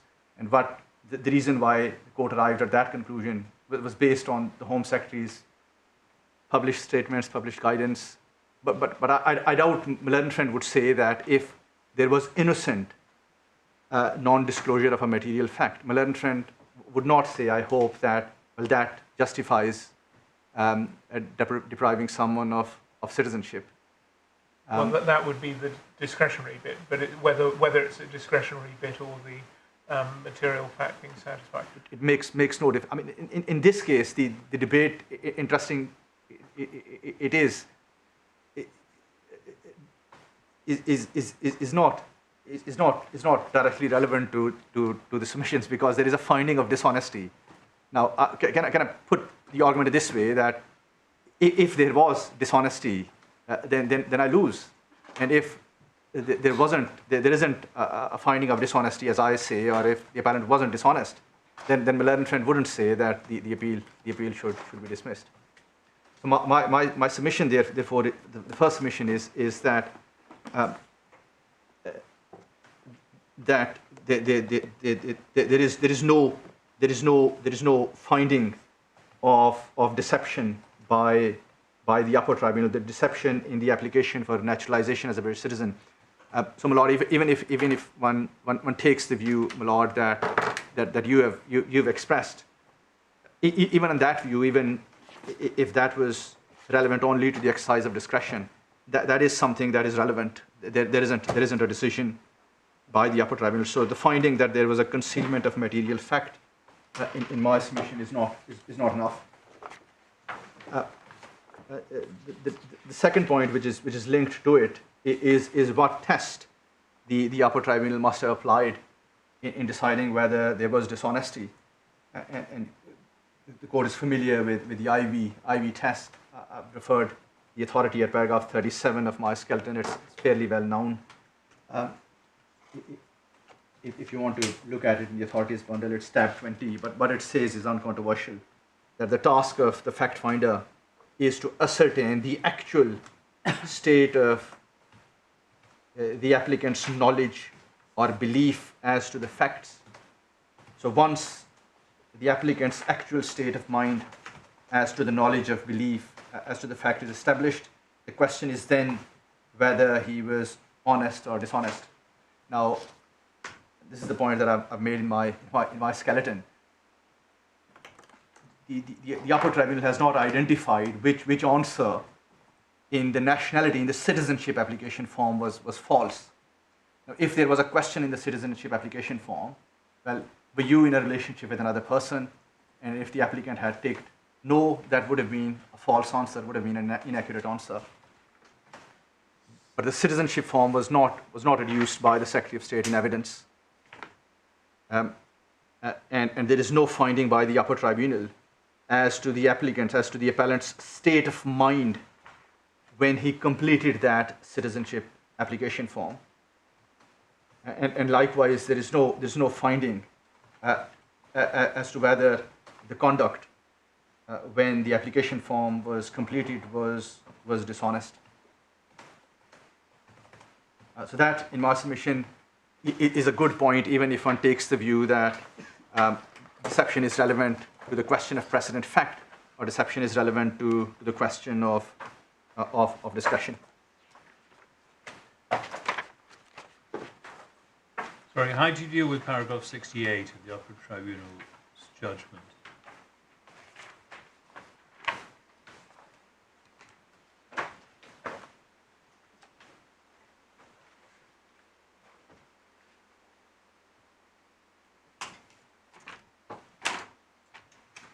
That the nationality application would have been refused if... Well, there's two things. One there, the Upper Tribunal judge does actually describe your client's conduct as dishonest in his applications for a residence card and a permanent residence card. Yes.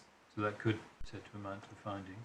And in concealing that past behaviour, it's clear that the appellant's citizenship is obtained by the concealment. So it deals with both your points in paragraph 68. One, he does conclude dishonesty, and the second is that in concealing the past behaviour, it was directly relevant to the application for citizenship and amounted to the concealment of a material fact.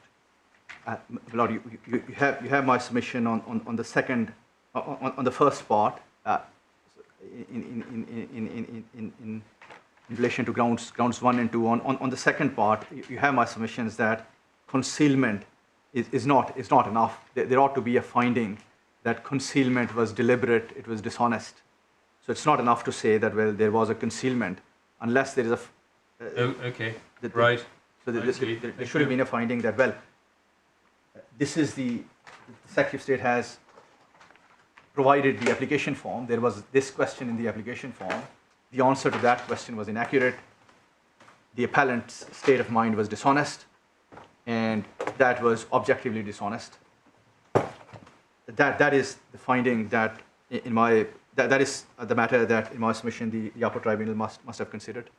So it's not enough to say what the Upper Tribunal said.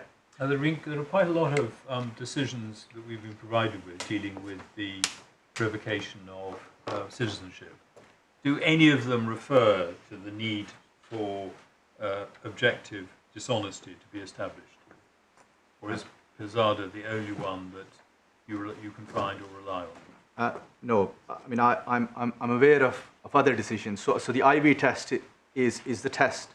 Yes, but IV is not immigration. Is not deprivation. No, but there is quite a body of case law from the Upper Tribunal that IV test applies in immigration context. We're talking about Section 40. We're not talking about generally immigration context. I'm just asking, is there any authority that says that objective dishonesty needs to be established for the purposes of Section 40? Or is Pizarro the only authority that you found that you rely on? No, there is at least one other authority. I was involved in the case where it was the Secretary of State who argued that IV test applies, and the Upper Tribunal agreed with that. Can I just quickly, I think it was AB. AB? Sorry, yes. I'm not sure if it's in the bundle. No, I think it... KV or AB? No, can I just find the reference to that? Or I think it was BA, a decision by the presidential panel in a deprivation case. No. And I would... Yesterday was only yesterday, but it was yesterday. I seem to have a vague recollection we referred to a BA. We were referred to BA, but it's not in the bundle. it was referred to by Lord Reed. He contrasted that was de it. Laïcis, Yes. then the next one, and then BA. Can't remember what the next one was. Yes, so So you say BA. BA, and I'll find Okay, the decision, thank you. my Lord. Yes, and that is a case where, yes, the Home Secretary relied on IV and said that that is the relevant authority, and the tribunal agreed with that. Was there any dispute about that? Was the appellant arguing for a different approach?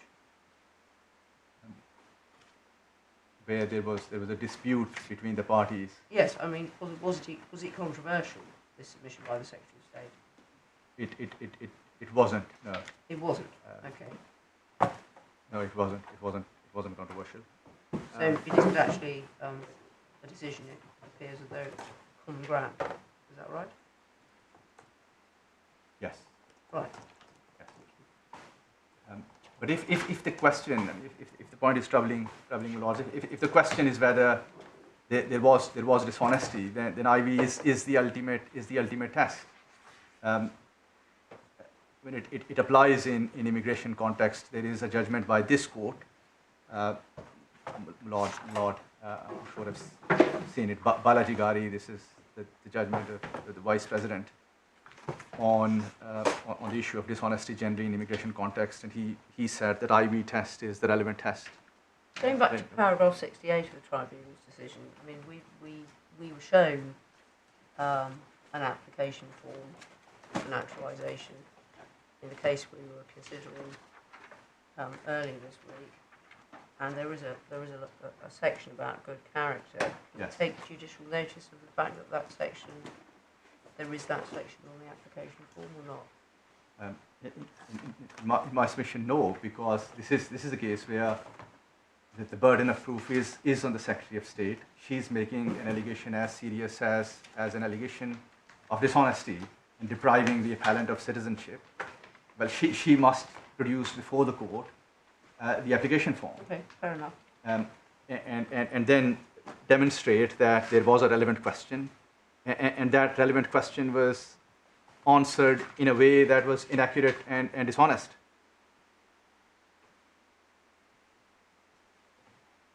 So these are my submissions on the third ground. Just moving now very quickly to the Begum issue.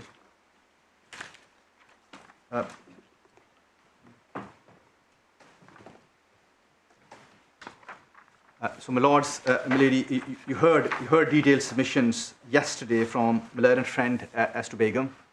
Miller and Friend submitted that Begum applies to cases of this nature, and an appeal against the Secretary of State's decision is simply a public law review to be decided on conventional public law grounds by reference to the evidence that was before the Secretary of State when she took the decision. And there was some discussion and debate yesterday about that. And Miller and Friend took the court to the decision of the Upper Tribunal in Chimmy and submitted forcefully, my lords, my lady will recall that is correct. It's a public law review to be decided by reference to the decision, by reference to the evidence that was before the Secretary of State. Now, if you accept the submissions that Moylan and Friend made yesterday, this appeal should be allowed. It should be allowed for two short reasons. The first is that the Upper Tribunal made its decision and adverse findings on the evidence that was not before the Secretary of State, post-decision evidence. If Moylan and Friend is right that post-decision evidence is simply irrelevant, then the findings made by reference to that evidence are unsustainable. The second reason is that this appellant advanced a public law challenge before the Upper Tribunal, and indeed the First Tier Tribunal. The Upper Tribunal made no decision on it and proceeded on the basis that it was for it to make findings of fact. This is paragraph 29 of the Upper Tribunal's decision. If you have my supplementary skeleton argument, so I have at paragraph 8, I have summarized the appellant's challenge, the appellant's public law challenge. This is my supplementary skeleton, paragraph 8. Sorry, so was there a public law challenge in the grounds of appeal either to the First Tier Tribunal or in any document or skeleton before the Upper Tribunal? Yes. Lady, may I show you paragraph 29 of the Upper Tribunal's decision first, and perhaps then we'll take you to what was before it. Yeah. So if you look at paragraph 29, it's page 43 of the bundle.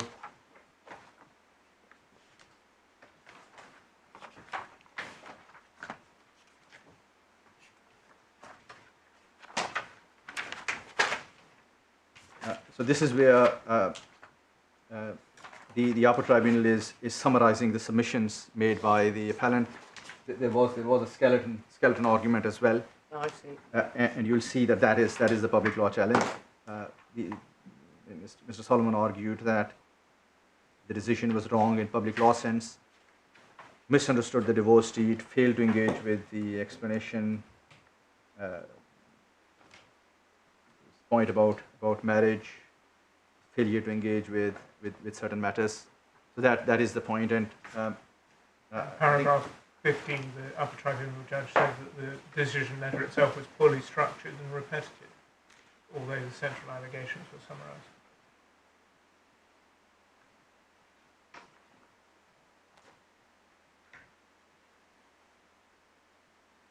Yes, yes. So my learned friend will not say, I hope that the public law challenge is hopeless. It's not. The good grounds. Lady, do you want me to take you to the grounds as well, or reference? No. I think that's clear enough. Did the Upper Tribunal judge said I'd have found it both ways? No. It just said went on finding of fact. Yes. What about the fact that there was an Article 8 challenge? Because Cheney makes it clear that you can hear evidence when there's an Article 8 challenge. But not in relation to the issue of precedent fact, No. but in relation to Article 8. Yeah. So here the findings are on the issue of precedent fact. On the Secretary of State's case. You probably heard some of the exchanges. Yes. Sometimes you've got to be careful about what you wish for. Yes. So your submission is, if the Secretary of State is right and the Begum approach applies, the Upper Tribunal's decision is unsustainable. Yes, and the proper course of action would be to remit the appeal to the Upper Tribunal so that there could be a decision on the public law challenge. Now, I said in my supplementary skeleton, I considered whether it was appropriate to actually advance the public law challenge before this court, and I took the view that perhaps it wasn't appropriate to make the submissions for this court because there isn't an underlying decision on those arguments. But what I've done is that I've summarized the public law challenge at paragraph 8 of my supplementary skeleton argument. Yeah. And those are, with respect, good arguable points, although this isn't a case where the right of appeal is a right, not have to cross the permission threshold, but these are good arguable points. So if my learned friend is right on Begum, the matter should return to the Upper Tribunal so that there can be a decision on the public law grounds. So unless I can insist. Can I just ask two further questions? Yes. The first was, you said that there is a distinction between Kashmir and Pakistan. I mean, the Upper Tribunal judge starts the judgment by saying, at paragraph 3, the appellant is a Pakistani national, Yes. married a woman, and then he says that this was the country guidance. Yes. He says that she was from a rural area. Yes. You say there's a distinction between where they were actually living, because the address is given in paragraph 4, which was Yes. Pangpiran, Tehsil and district, Kotli, Pakistan. Is there any evidence, have we got anything to show that public country guidance doesn't apply to that area in Pakistan? No, there isn't, my lord.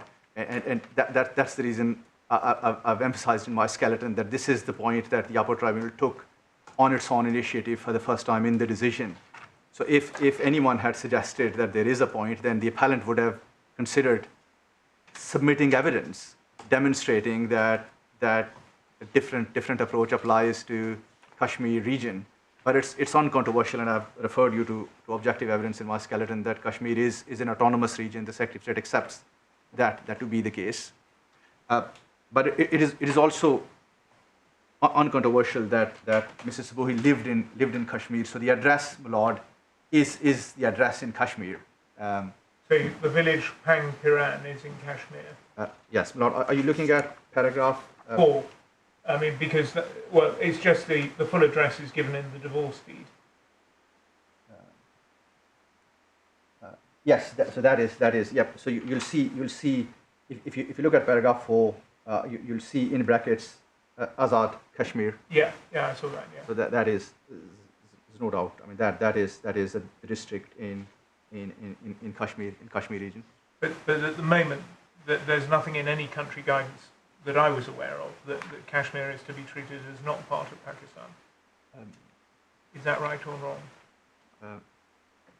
No, Lord, there is no country guidance that says that Kashmir is not to be treated as part of Pakistan for the purpose of the country guidance. But when I took you to SM, Lords will recall that I took you to a particular passage that talked about 4 provinces in Pakistan and explained about the regional differences. And what was noteworthy there was that there wasn't any reference to Kashmir. So I do say that it is at least questionable whether the country guidance given in SM applies to Kashmir region as well. But this is not something that the Upper Tribunal considered because no one was aware of it, that the Upper Tribunal was seeking to make a point about cultural considerations. If anyone had raised the point at any stage, the appellant would have addressed that by some evidence. And the second question I wanted to ask, if that's right, was just for help. This is an appeal on a question of law, because that's all the jurisdiction we have from an upper tribunal. But if this had been a High Court judgment with these findings of fact, and you'd have been picking at the edges perfectly properly about saying, well, there's this bit which is slightly wrong, there's that bit that's slightly wrong, you would be met by a firm riposte with all the authorities on findings of fact, which are, these are for the tribunal of fact. The main area is whether they were internally inconsistent with other uncontroverted facts, or perverse in some way. Now, if one applied that sort of test to the points you're making on your first ground of appeal, one might think that even if you were right on saying that the country guidance didn't lend all its support, that the appeal, if it was an appeal on finding a fact, which this isn't, it's one further back, would fail. What do you want to say about that? Well, Lord, if the court is persuaded that the Upper Tribunal had misapplied the country guidance, that is, in my submission, an error of law. The misapplication of country guidance is an error of law. So it's not uncommon, and again, my Lord would know that from judicial experience, that protection appeals do come before this court on the basis that the tribunals have misapplied the country guidance. So misapplication of country guidance is an error of law.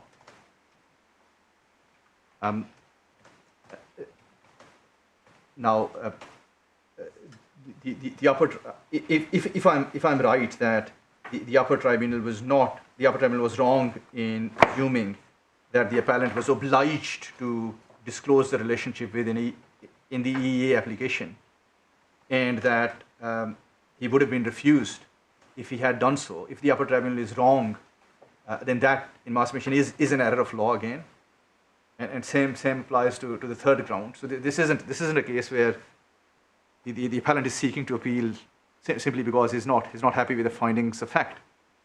And if the argument was that, well, the Upper Tribunal hasn't considered X document in arriving at that conclusion, the reasons aren't adequate, then there is of course authority that this court should should approach challenges to the findings of fact with caution. But the three grounds on which I have permission are grounds raising issues of law. So either I'm right about it or I'm wrong about it. Thank you. Lord, can I just say this, given that you've raised this question, and towards the end of my skeleton, paragraph 43, I have referred you to the decision of this court in Giri, where you looked at this decision yesterday, but this court said that, well, if there is an allegation or a finding of dishonesty, it should be scrutinized as carefully as possible, because the consequences are draconian. There can't be an allegation more serious as this one in this context, and there cannot be anything more serious than taking away someone's citizenship. So I do ask my lords and lady to scrutinize the decision as rigorously as possible, and if there are any doubts, then those doubts should be resolved in the appellant's favour. Thank you. I'm very grateful. Any questions? Any questions? No. I think we might as well stop there, and we'll start again at 5 to 2. Thank you, Lord.